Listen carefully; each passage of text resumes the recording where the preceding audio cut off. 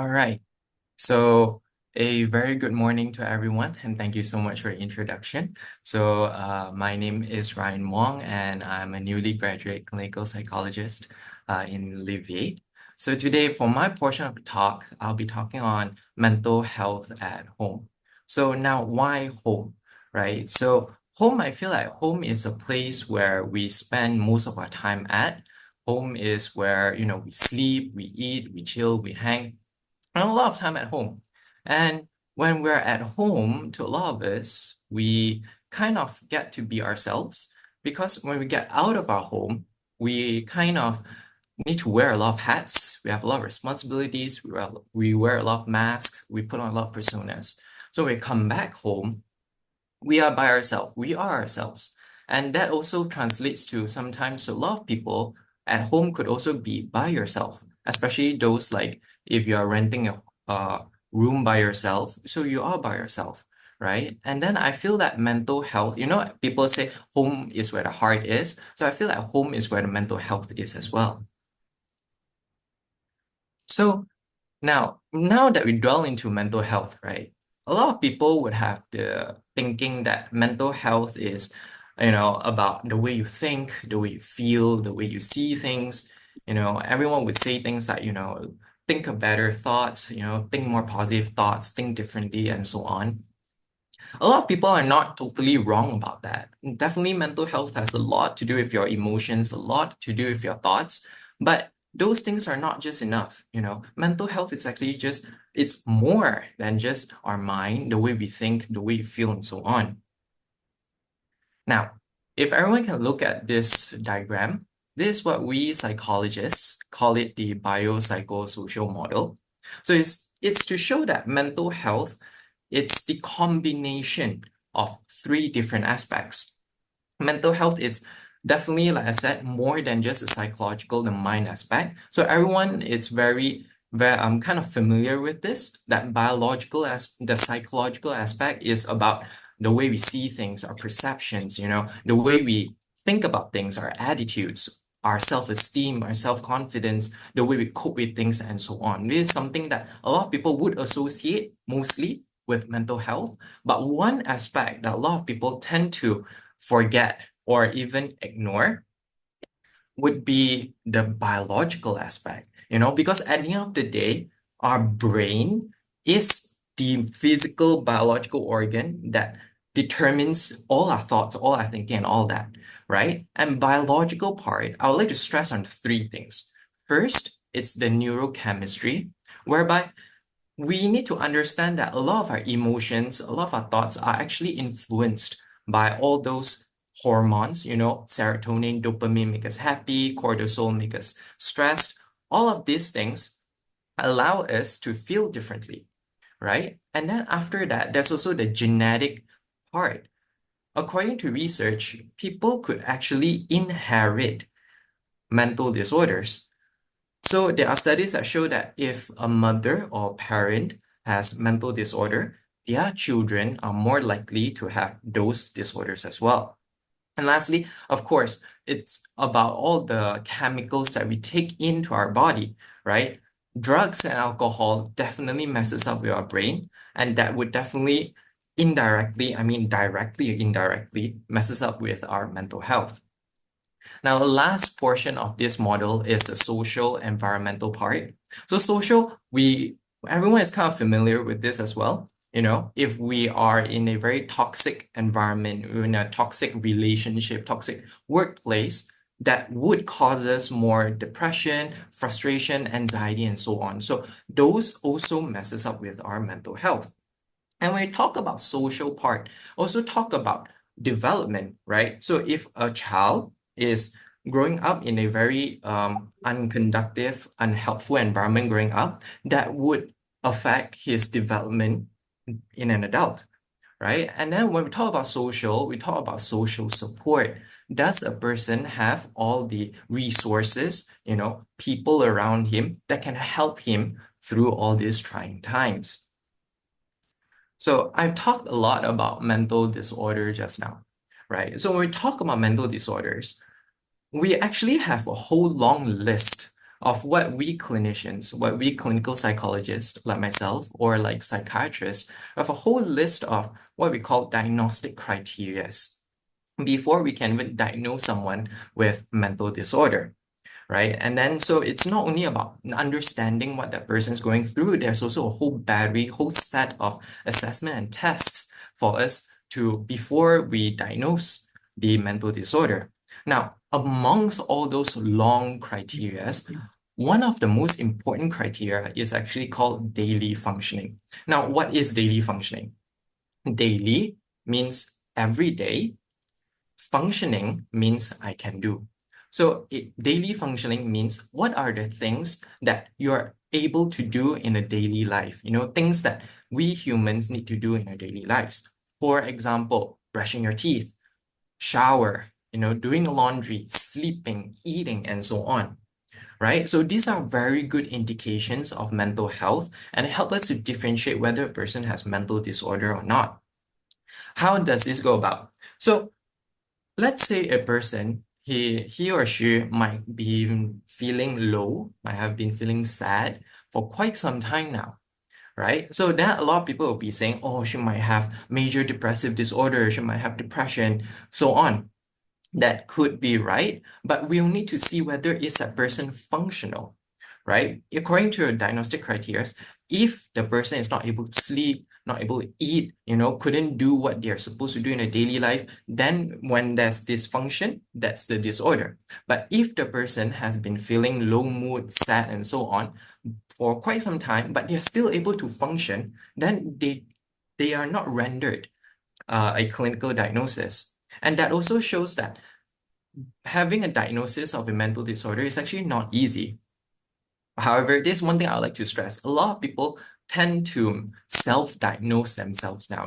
We having all this technology on our hand, we tend to self-diagnose, and that could actually not really be beneficial to us. So I would like to stress that if, let's say, if anyone here feels like they want to get their mental health checked out, if they need some assessment, you can always come and find a mental health professional like myself so that we can get to understand you and assess more. Now, with daily functioning, a lot of people will be like thinking, so daily function, there's so much to do. How do I know what to do? What can it be done? Especially when I'm already so triggered, what can I do? So in a form of therapy called DBT, dialectical behavioral therapy, something that I'm practicing. So in DBT, there's this skill called PLEASE, right? PLEASE. Now just think that, let's say if you're triggered, you don't feel so good at home. Think of PLEASE as like a checklist for yourself. What are the PLEASE 6-letter word that you can do to help you function in your daily life, right? This can be, think of it like the minimalist thing that you can do to help you get through things so that you do not, cross over into mental disorder. How do you keep that mental health to yourself? So remember, please take care of yourself. So P stands for physical health. When we talk about physical health, we talk about treating whatever physical illnesses or ailments or pain that you could have. This goes without saying, because when our body is already sick, when our body is already ill, all the resources and energies are going to recovering from that physical illness. So when we are already having all these resources and energy towards recovering the physical illness, we won't have that energy or resource or capacity for our mental health. Then let's say if a person is already in so much pain, the only thing that they can think of is to get rid of the pain, right? No one would think any other thing beside the pain. Imagine if that pain is so excruciating, then some more you have all this stress and depression and so on, that would just make things difficult. So that's why get all this physical stuff treated first, because let's just be honest here, physical health, physical issues are much more easier to deal with than mental health. It's so much more faster than mental health as well. Now, second one, lather and rinse. So this has to do with our physical hygiene. right? So when after we bathe, after we take care of ourselves, after we get clean, of course, all of us will feel better. We feel more comfortable, right? But let's say if you do not, for a long time, you don't shower, you don't clean yourself, you get dirty, right? And then go back to the physical part. You might get sick if you don't take care of your personal hygiene. That's one thing. Another thing, social part. We need to go out. We need to talk to friends. We need to go to work. If we smell, if we look bad, when we go out, all this stuff would then further affect us, our self-esteem and so on. Second, eat balance. So this is very quite straightforward. We need to eat to nourish our body, but don't eat too little and don't eat too much. Eat according to what your body tells you. Be mindful to what you're eating, right? So this is where, sometimes some people will be like, how do I know if I'm binge eating? How do I know if I'm eating too little? Listen to your body, right? Your body knows if you're full. Your body knows if you're hungry. Listen to that. Be mindful. Then there's A, avoid unhelpful agents. So this goes without saying as well. Avoid things like drugs and alcohol. These things messes up your brain, like we said. And when we're under the influence, we're not able to make informed or rational decisions or choices. And more often not, ironically, people that feel stressed, people who feel triggered, they are the ones that consume all this stuff, and then after that, they physically hungover. That doesn't do them good. Then besides that, when they are under the influence, they make bad decisions, bad choices, and those bad choices, bad decisions translates into bad consequences, and then that hits them harder, right? So let's not get into extra problems and avoid all this stuff. Next is the S, sleep balance. This is also quite straightforward. Sleep regular hours. Don't sleep too much. Don't sleep too little. Sleep, like what we're always recommended, 6 to 8 hours. So sleep here really ties back to our rest, and how tired, how exhausted we are. Because if we don't get enough rest and we're too tired, we won't have the mental capacity to deal with our mental health. We won't have the capacity to deal with our depression, frustration, anger, and so on. Lastly, E for exercise. This deals with the physical activities, right? So of course, everyone knows if you exercise, you work out, it not only helps you with your body become fit, become healthier, but also it creates all the dopamine, serotonin, and help you feel better, right? But then there are people that tells me, hey Ryan, if let's say I'm already so triggered, if I'm already so sad and whatnot, I don't have the mood to do all these exercises. Then what happened? Actually, physical activities don't really necessarily need to be exercise. Physical activities, it can just be going up the stairs, doing the laundry, doing chores, mopping the floor, sweeping the floor, and so on. Even go walking out, a short distance to your nearby mama and so on. Why is physical activities important? Now, besides the health part and feel good part, there's also one very interesting thing. Let's say people who are in depression, they're usually in a vicious cycle. Because they are depressed, they don't want to do anything. Because they don't want to do anything, that perpetuates and maintains the depression. So when you are going out and doing things, you are more likely to break that cycle. So that in a way also helps you through that depressive episode.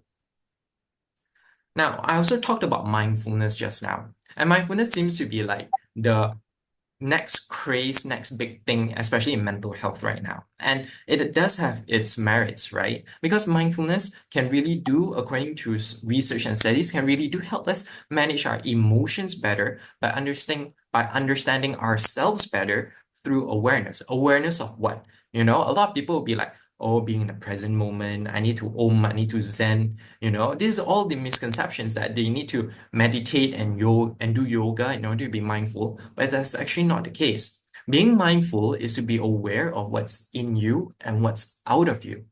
And we can be mindful 24/7. Whatever that we do, we still can be mindful.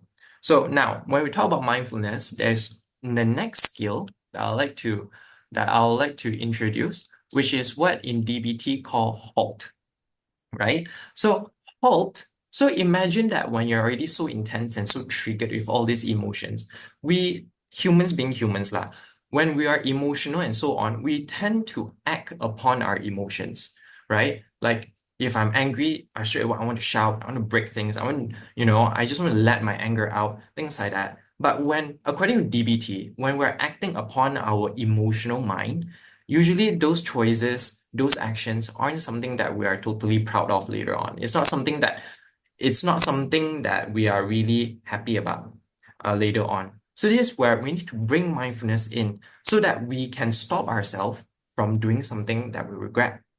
So one of it is this halt skill. So imagine if you are triggered and whatnot, halt for a second, stop for a second, and then ask yourself these questions. HALT. H stands for hungry. So am I hungry? When was the last time I've eaten? Remember, mindfulness is knowing what's in and what's out. So what's in? Am I hungry? Right? So ask yourself, am I hungry? How do I know I'm hungry? What is my body telling me that's hungry? Is my stomach growling? Do I feel tired? Is my body trembling and so on? What are the signs? Listen to that. Know what's happening in you. Now, what's out of you? When was the last time I've eaten? Right? We can check objectively what are the facts that tells us that we didn't eat just now. When's the last time we eat? Right? Just like angry. Am I angry? What happened? So when I'm angry, what are the signs and the body signs that telling me that I'm angry? Maybe my heart starts racing, maybe I start trembling, maybe I start sweating. And then ask yourself, what happened? What happened outside of you, right? What happened? But be objective. This is one part being mindful. Be objective. Tell yourself only the facts. Don't put all the sugar, spice, and everything nice into the story. Just tell yourself what are the facts. Because being unbiased, being objective is what helps us being mindful. Next is L, lonely. So do I feel lonely? Do I need company? Then lastly, the T, tired. Am I tired? Do I need rest? So this goes back to just now, the sleep part, right? So now, Left now 5 that we minutes, have all then this we will post on HALT, the right? group. Now that we have all this HALT, some people might be asking me, hey Ryan, but then I have more than just four types of triggers. We humans, right, have more than just four of these factors, more than just four of these triggers. What can I do? But it's just halt, just four. Actually, halt is just like a practice, a guideline for you to be mindful of what's in you, what's out of you, right? But then if you see, the major component of halt is actually describing your thoughts and describing your emotions out. And that's very important because according to psychology, when we are able to describe our emotions out, we're able to describe and label our thoughts out, we are kind of distancing ourselves from our thoughts and emotions. What does that mean? When a person is so angry and they are not able and they keep being, how to say, fused, right? They are so fused with this anger, so they are so associated being angry, they will just act upon that anger. But when we're able to diffuse, able to separate ourselves from that emotion, we bring it out. Imagine we have a thought bubble, we bring it out and we analyze it and understand it. And when we do that, studies shown that when we do cognitive diffusion, those emotions will have lesser power over us, right? The best analogy would be when you're in the river, you could be drowning. But when you're outside of the river and you're looking at the river, no one's drowning. So same thing, when we take our emotions out, we are not indulging in those emotions. And one more very important thing when we are describing, labeling our thoughts and emotion is that we're actually acknowledging them. We are not suppressing them. We are not neglecting them. And that really helps us to process our emotions and thoughts better. So now that we talk about mindfulness already, so how do we use this mindfulness? How do we deal with it? Right? So now with the last skill that I'll be introducing will be called the rest skill. So this is where you help yourself when you're stressed, when you're depressed, when you're anxious, especially when you're alone, you would want to put your mind at rest. So just these four-letter words again, REST, right? So the first one is relax. So let's take a situation where I might be working at home, work from home, and I'm already having a lot of work. There's a whole lot pile of documents and stuff on my table, and suddenly my boss called me, emailed me, and I have new sets of work and he's rushing me to do all that. Of course, I'm very triggered, I'm very angry, very frustrated, and very anxious right now. So the first one is relax. So how do I relax?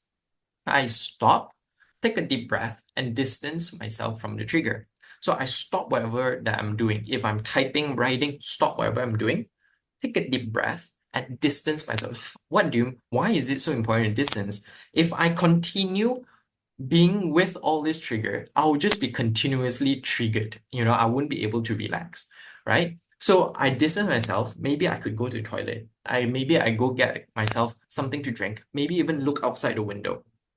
Distance myself so that in a way I can momentarily get away from all this trigger even for a few seconds and have come back to my own mind and feel better, calm down a bit.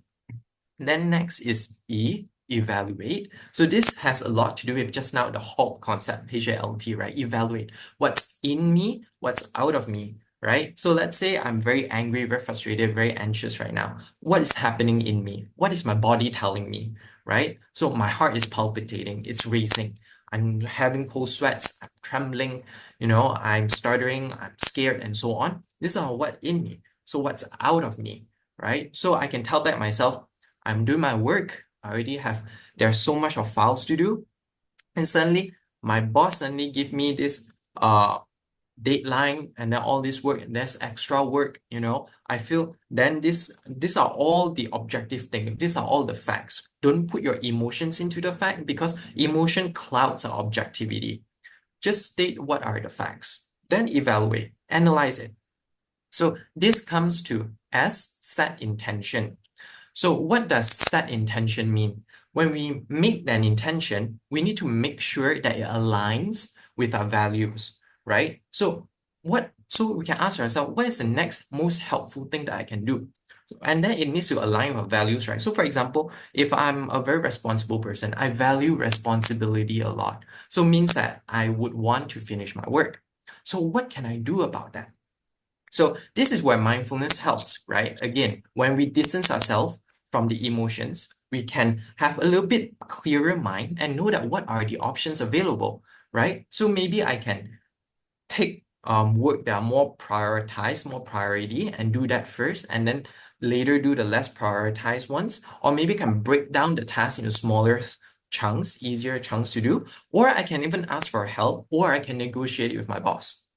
Right? These are some of the things that we can analyze and problem solve with. But if let's say I'm already so triggered, so angry, so anxious, so frustrated, I wouldn't even have a clear mind to think what are the available options, available choices that I can make, right? So, and then always remember, because it's value, when we are blinded by emotions, we kind of lose our values at that point of time. We just act upon those emotions. Lastly is take action, right? So of course, I need to do something, right? Because I have work, so I do need to do something. So from the intention, what are my choices that aligns with my values? So let's say I chose to do the more prioritized work and I also choose to break down things. So I do that, but I need to be mindful, right? Take action is where I proceed and act mindfully. So I be mindful that whatever I'm doing, it needs to align with what I believe in, what I feel good in, at the same time, mindfully. So in DBT, we called it one mindfully. What does that mean? If let's say I'm already doing my work, I already set intention, everything, I'm already doing my work, put your whole entire being into that work, right? If, it's something like owning a switch in you and telling yourself that I need to pay all my absolute focus into what I'm doing, because that is where when you're so focused into something, you kind of like, what we call like zone out. You kind of don't think of all the negative thoughts that is coming in you. That's where you put all your entire being, that's where you're being mindful. And one very important thing and also very interesting thing is actually when we put our entire being into doing something, we are not multitasking. Multitasking is actually a very not really recommended thing to do because in neuropsychology, right, when we multitask, we're actually putting on more stress to our brain. So imagine if I'm already stressed out, I'm doing my work, and then I still need to reply my text, I need to reply my WhatsApp, I need to reply I need to look at Insta, look at Facebook and all that. That would just create more stress to your brain, and that isn't helpful, right? So just put your whole entire being into that work. When it's done, then you proceed to other tasks, right? So now, but then there will be people that are asking me, but Ryan, uh, REST, but maybe I couldn't follow through REST, in an order. Maybe I feel better with TSER or SETR, you know, that actually doesn't matter, right? REST is just a guideline for you. If you feel that you are more comfortable, mixing up the arrangement and everything, go ahead. If it helps you, then go ahead. It is not like a fixed in stone that you must do kind of a thing. It's more like a guideline for you to tell you what can you do about it. So if you cannot remember everything in one order and can remember in another order, by all means, do that. But then there are also people that are telling me, Ryan, like when I'm stressed, when I'm so triggered and so intense in my emotions, how do I remember all four? Maybe I can only remember the R or only remember the E. I cannot do the rest, So will this be a problem? Actually, that won't be a problem. You see, REST, even if you can only do one of these alphabets, let's just say you can only do the R, that in itself can help you a lot already, right? And when you're doing that, you can just slowly keep on practicing that. And when it becomes second nature to you, you can proceed to the other alphabets. You don't need to like REST, die, you must do all four at the same time. No, if you can only remember one, just keep practicing that one until it's second nature. Then you can proceed to the other one, right? Then there will be people be telling me things like, but some of these skills, you're teaching us so many of these skills, but it might not work for me. What to do, right? So of course, just like in medicine, there's no miracle pill. In therapy, there's no miracle therapy either. We are not miracle workers. There's so much skills, there's so much techniques, but there's also so much people. Everyone is different in their own way. Everyone have their own attitudes, personality, experience, and so on. There's no one size fit all. So that's why I cannot stress enough that's important for people to come and seek for mental health professionals like myself so I can understand you better, understand your circumstances, situation better, so that we can tailor better skills that matches you better, right? So with that said, thank you everyone. This is the end of my talk.